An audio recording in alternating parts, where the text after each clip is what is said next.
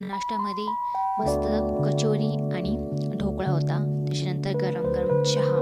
खरं सांगू तर नाश्त्याला काहीही असो, पण चहाशिवाय पूर्ण दिवस चांगलाच जात नाही. चहा पहिले पाहिजे.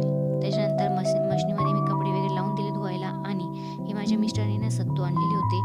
त्यांना ना थोडं भाजून ठेवते. भाजून ठेवल्यामुळे ना हे अजिबात खराब होत नाही, यांना बुरशी लागत नाही. तुम्ही कधी पण आणले ना तर असं ठेवत जाऊ नका. आपोआप ते खराब होतात. त्याच्यामुळे भाजून कधी पण भाजून घ्यायचे.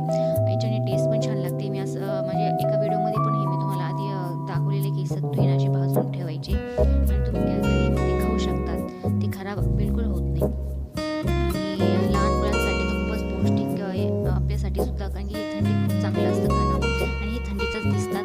त्याच्यानंतर यामध्ये मी तुम्हाला कापून दाखवते की ते कापडाची मस्त मध्ये सफेद वगैरे छान असं निघतं आणि त्याच्यात मी माझा बोट कापून घेतला, कारण की ते खूप कडक असतं.